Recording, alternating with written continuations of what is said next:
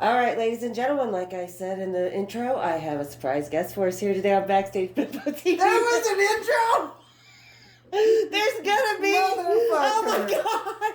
Ladies and gentlemen, the mighty, mighty DANI. You guys have asked about her. You have loved her. You've sent her love, and here she is. And we are going to be on audio only because I respect DANI's privacy. So there you go. Thank you. So today's shot we're doing is called the Smurf shots. All right. I'll put a picture of it up at the beginning so you guys know what we're doing. So grab your Smurfs, kick up your feet, and we're going to have some cocktails and rocktails with DANI. Here we go. Here we go. All right. Cheers, big ears. Shit. Cheers, bigger. Wait. What? Okay, wait. Are we doing this as one shot? Yeah. Okay. Yeah. Okay. How else? I mean, just. Well, how else? How else did we do shots before? Sip. Okay. On your mark, get set, swallow. You can't do that. Okay, wait. I just did. Wait. Okay, go. Do you see why the rockers loved us? We're so charming. Okay. Okay, go.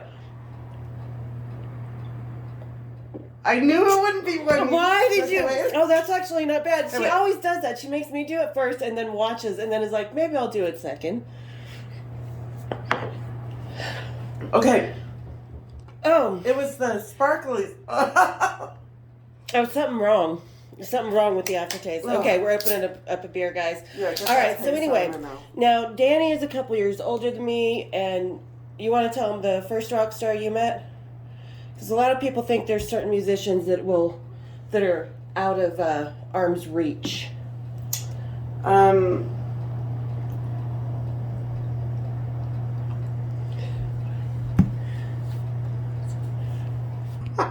Okay, sorry guys, we had to pause because there was a bit of a bathroom break. But all right, so we're gonna talk about the. Okay, what? Pause if you're gonna say it. Oh my god. There's nothing to hide on YouTube. But okay, so like I said, DANI's a couple years older than me. She met her first rock star a couple years before I did, but kind of in the same manner because she was a rainbow girl too. So Oh my talk about that real God. quick, and then we'll talk about. It's like we're spilling all the secrets. Fuck. They've already been spilled.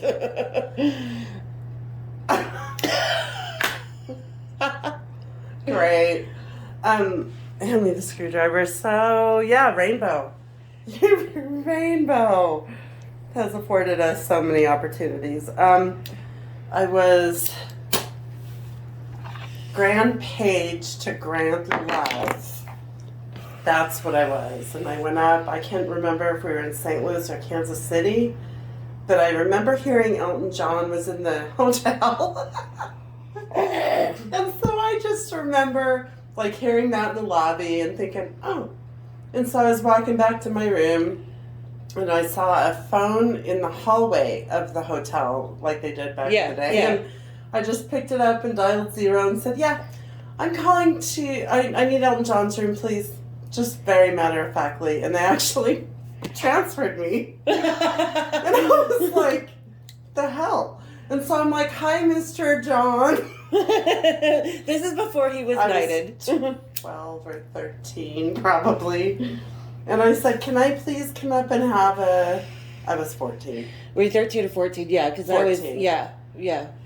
I said, can I come up and get an autograph? And he said, why, sure. Well, no, first I told him why I was here. He said, oh, yeah, I saw you guys all down in the lobby because we wore big formals and crowns and stuff. And so he said, yeah, come on up. And he gave me a Coke, said, would you like a Coke, love? And I said, yep. And he said, okay. And he gave me a Coke and gave me an autograph and called it good. And then no one believed me.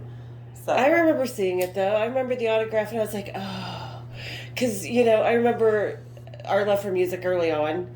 And so I thought that was, like, so cool because that was the first time that, oh, my God, more than models can meet rock stars type of thing. I just remember knowing that I wasn't going to bring all my stupid friends with me. I'm just Right? gonna go and do it by myself. And if that's how I had the... I don't know. It just never occurred to me to bring anybody else. And I just called and was like, huh. And then from then on, I'm like, oh. They stay at hotels, and so... Yeah, and it was just kind of a clue in from there. Okay, so fast forward years later, we're going to talk about the Metallica car wreck. I've already talked about you throwing up on the band. Okay, first of all, these were separate incidents by years. No, it wasn't. You threw up on the band a few days before the car wreck. Remember, that was Denver. Right, they're separate incidences. It felt like years. But that one wasn't funny. That was like... Yeah, it was. If you were looking at it from our angle, it was funny. From the band's angle, it wasn't so funny. From Bones' angle, it definitely was. No, the car wreck. I'm not... I know. I was talking about throwing up on the band in Denver. I wasn't talking about the car wreck yet. Oh. Oh. All right, so this is the thing. After we leave Denver, Metallica comes here. We were hanging out at the Zephyr with, it was James, Lars, the roadies. Hold on. We might need another shot, though. We might need another shot, Danny says. What do you guys think? We need another shot? Okay, we'll get another shot. So just kind of keep going about, we come back from Denver to Salt Lake City. We were hanging out at the Zephyr. That's not where I threw up. It was in Denver. I know, but we've moved on. I've already posted about you throwing up. If you want to talk, okay, well, I go make a shot. You first told me to talk about the car wreck, and then you're like, no, we're not there yet. Okay, hold on. All right, so I go make us another shot. She's going to talk about throwing up on the band, because like I said, we were feet away from a bathroom, and I was going to get her there, but not Lars. Was not my fault. No, it was Lars. Yeah, he was something special. Yeah, I really trusted him, and that was the thing that bothered me. Well, it didn't bother me, but it was like, whoa, man, because he was always looking out. You know what I mean? Well, but he was also... Hold on. An asshole? Yes. No, he was squirrely. You know he was always up to something. He always had some sort of mischief going on. So... And no, it was hilarious. Really I thought it was hilarious because the second it splashed off that first cymbal. That's when somebody grabbed me and said, run. And I was like... No. You threw up for a while. Then you took a shot. You tossed the glass over onto the rest of the drum set. And then because James and Ian and them had just come down with our shots, and we all took the shots, we all tossed our glass, then we ran out the front door. I didn't waste the shot. And I felt better once I threw up, so... Yeah, it was a win-win. For me, not for the cymbal. Or the band. Lars thought it was funny. Oh, we all thought it was funny. I was laughing my ass off. I think you were even laughing between pews. I was, but that's because I couldn't move. I couldn't do a thing about it, because once you start puking, you can't stop. It's like men peeing. You just can't stop. So that happened, but I just remember thinking, this isn't funny. This was really mean. I just wanted to throw up in private. Lars, I remember him slipping me around he slipped his arm around my shoulder, and I'm like, oh. And I nuzzled right in there, which wasn't easy because I was wearing stilettos and he's like 3 feet tall. And so I was trying to nuzzle in there like any junk girl would do and go, oh my God, thank God for Lars. He's going to take care of me. And then he's like, I felt him hold my hair back and go, okay, hon, go ahead. And he patted my back. And when he patted my back, I was like, okay, good. And then, all hell broke loose. Yeah, for the band. Yeah. But I felt really bad. Now, in retrospect, I felt horrible for that band because picture this, and this happened a lot with them. Well, I did too. They were so excited at the prospect of Metallica. They were here to see us. You know, we got seats above them. We were paying attention to them. They were probably so excited, and you could tell by the way they were playing the best show of their life. And then along comes this bullshit. Yeah, but that was... Well, and I say that because when I posted the video before, I talk about how we walked in and they saw Metallica and they thought this was going to be the night of their life. They were going to have a great night. I know. And they had a story to tell, but it wasn't exactly what they expected. Which was never the case with them, right? Yeah, but I mean, I think that's why we all got along so well because let's face it, we were like sinister devils on their shoulders. Why are you licking that? Well, now it just dripped all over my shirt, too. Damn it. Things are happening. Things are happening, folks. All right, so we're doing another shot because we're just drinking and having a good time. I hope everybody's having a shot with us as usual. So cheers, big ears. Drip on my boobs first. Now it just hits. Usually you get a bit of a warning before something like that happens. We tried this before. Okay, wait. Okay, 1, 2, 3, go. Oh. Yep, there we go. Shots down. Shots down, shots down. Oh. It's that whipped cream. I can't all at once. Yeah, it's the grenadine the blue carousel. Yeah, so now you guys hear kind of the other side of the story of the whole throwing up thing. I thought it was damn funny myself. I'm sure the band didn't, though, and like I said, I do feel a little bit bad. But that whole weekend, that whole night, I mean, that's the night that we met James's wife. Who turned No, it out was to the be... next night, because that was the night before the show, because they had the 3 shows, and the first night, because she was working catering. The next and night I talk about that when we were at the elevator, and she wouldn't get in with us. That's all we got to say about that. Yeah. So we go to Salt Lake City after the Denver shows, and I always kind of said a certain jinx happened that night for the band, and we went into the Bermuda Triangle because we lost people that had been with the band for years and years, and they were just coming into their egos and becoming the super group they are now. They are the biggest band of our generation. Yeah, they flipped. The guys we knew would kick these guys' asses any day. It was not... They were... I remember when we first met them, like, James was the partier. Lars was the one trying to keep the business shit together. You know, I mean, Cliff was just Cliff. Yeah. You know, but it flipped at some point where the corral got too much. And you know when it flipped? What did I just say? The Bermuda Triangle. Yoko. Yep. That's when everything flipped, and I talk about how every band has De Fuhrer, and it was Lars and James, but it's pretty much just become James because of that element. De Fuhrer made me think of Sharon Osbourne. I'll never forget answering that fucking phone. Oh God! Hello, love. Well, hello. So yeah, when we came back up to Salt Lake City, we felt the jinx. Oh my God. In full physical, like it hit us, and it hit us in the form of this car wreck. And we were all at the Zephyr. It was James and Lars. I think she was there. It was Bones. Bones, Brian, you, me, and Stacy, and a couple other guys. I think Dougal the Wonder Roadie. Dougal. We call him the Wonder Roadie because we wonder what the fuck he did besides get paid. No, we know what he did. What did he do? Oh, we'll leave that. See? You old little old yank and stank. Oh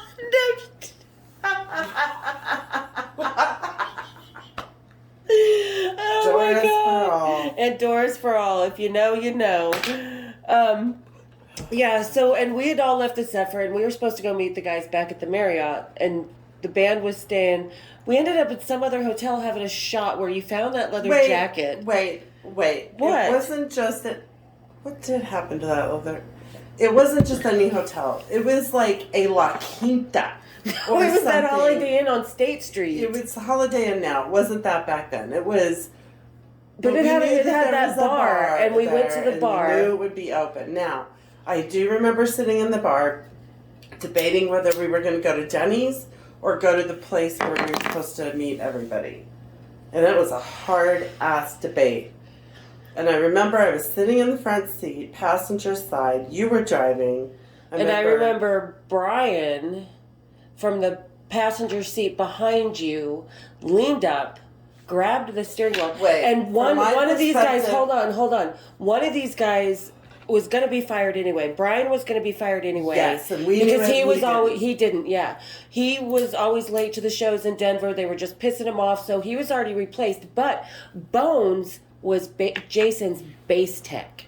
So he was an integral part of the show, and this is the night before the show this car wreck happens. I remember that we were sitting there about to pull out. I remember I was turned halfway around in my seat, laughing at Bones. I do remember feeling bad for Brian because he was having fun, but he was being kind of, doesn't know who I am, kind of. Yeah, person, asinine. which is not okay. We're like, yeah, we know who you are. The guy's going to be fired tomorrow. Yeah. But I remember pulling out and thinking that he thought it would be funny to push my seat into the windshield. That's what I thought happened, that you guys played a joke on me. Yeah, no, and when what I happened? stopped, I go, you guys, that wasn't funny. I know. But what happened is I was making that left-hand turn. I hadn't even shifted. I had a 4-door Toyota Camry. He pulled and up. I shifted down to second gear, was making a left-hand turn across 3-lane each side main road down Salt Lake City, State Street. And he decided to pull himself up from the right-hand side of the steering wheel. So that put him right behind DANI's seat, which caused her seat to throw forward, because what happened when he used the steering wheel, it forced me to go out, and I hit a parked car on the curb, which then hit another parked car in front of that. You could not even tell from that car, from the driver's side, that car was even wrecked. It was such a small part, and DANI's seat was up. We both hit the windshields, and we cracked the windshields with our head. We didn't go through, but we shattered the fuck out of those. Okay. Now. Again, when this happened, I thought, first of all, that you guys were playing a joke on me and that somebody just decided to shove me into the windshield. Because we did that to people in the passenger seat. I was about knocked out, and I was like, you guys, that wasn't funny. And then Allison gets out of the car and goes, okay, breakfast, and took off her bra through her shirt and walked to the back of the car. And then Bones put his hand on my shoulder and goes, sweetie, I'm going to need your help. And I said, okay. And he goes, now, don't freak out, but look down. And I looked down, and I was like, don't freak out, because I saw the back of his muscle with his shin cracked in half poking through his skin. I saw his muscle. I saw everything. And I was in shock. I don't even remember that, thank God. He pulled me, and he made me, because he knew he needed help. And I was like, all right. I got out of the car, and I was like, we're going to get you. Okay, so I kind of helped him out along with Brian, fired Brian. And that bastard. And we sat on the curb, and I was holding his hand, and he was just like, I was talking calmly to him and everything, and Allison was still going on and on about what she was going to get for breakfast with her bra off. Kind of just holding it. And I was wearing like this sparkly bustier kind of strapless bra with this white shirt tied up. So I didn't have I had a shirt on, but it was just unbuttoned and tied up. And yeah, the boobies were as small as they are. But from my perspective, I just remember all of a sudden, I don't even remember saying, hey, you guys. Hearing you say that, I just remember all of a sudden I woke up and I was blacked out, and I thought we were at Denny's. I was passed out over the dashboard, because remember when we cleaned out the car? My lipstick was sucking windshield. Yeah, first windshield. And on Danny's side of the car, there was pink lipstick, mascara, and blonde hair. And on my side, there was black hair, red lipstick, and sorry, we dropped that. I don't know if you guys could still hear me, but yeah. So anyway, I was passed out, sucking on the dashboard, because my lipstick marks were on the corner of the dashboard somehow. I don't know how my head was hanging, but I know I was sucking on the dashboard. And I thought we were at Denny's. I was in shock. I had no idea. I just remember sitting down on the grass next to Bones, and he was like, we've had a car wreck. And I remember looking at Danny and going, fuck, Jake Berry's gonna fucking kill me. Or did I say that in the ambulance? Which is so funny because first of all, we just had a car wreck. Ladies and gentlemen, I'm voicing over on this part of the video because this is a private part that we needed to delete, and I don't know how, so I'm voicing this over. Thank you, ladies and gentlemen. The cops that were about to come, but here's the thing. Back in that day and age, there was never, ever, ever a worry. Like, if the cops came and you were dead-ass drunk and you were anybody... I mean, we didn't worry about any of that. We didn't worry about getting in trouble. I didn't worry about anything. But the thing is all of a sudden, I know we were going into ambulance. They took Stacy and Bones to one hospital. They took Brian to another, and then you and me to Holy Cross Hospital. Mm-hmm. And that's when our moms showed up, and the cops were there, and then the guys showed up. And I remember our moms just freaking the fuck out, and the cop was sitting there was a cop next to your bed and a cop next to my bed, and we're in this emergency room in these little beds next to each other. And I just remember that nurse putting the needle in my arm to take, because she said who was driving. So it was me, it's my car. And she put it in there, and I almost punched her. And the cop was like, well, I would have punched you too, because you didn't tell her you were going to take her blood. You just stuck a needle in her arm. And you know how I feel about needles. Yeah. Yeah. So, and then... I remember Jake saying...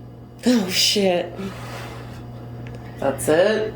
No more driving? No more private driving? Yeah, because the guy showed up. Who showed up at the hospital is Jake did. Jake Berry did, who was the production manager at the time. He still might be. He's still the biggest production manager in the world. Couple people showed up, but yeah, I had black eyes. I know that much. I probably broke my nose. Yeah. But won't be the first time we showed up with black eyes, won't be the last. Well, biking accidents and all. Little WWF. But yeah, I mean, that was crazy. And then from that day on, all tour insurance had changed that anybody on any rock tour to be insured cannot be in any private vehicle. It has to be hotel van or rented for the tour for that purpose. So yeah, on that note. But we had a good time with them. I mean, then they came back a couple months later. We walked into the hotel bar, and Lars turns around and says, "Hey everybody, the girls are here. Anybody need a ride?" Yeah. Yeah. All right, so there you go, ladies and gentlemen. There's the Mighty Mighty Danny. There's the Metallica Part 3. Cheers, big ears.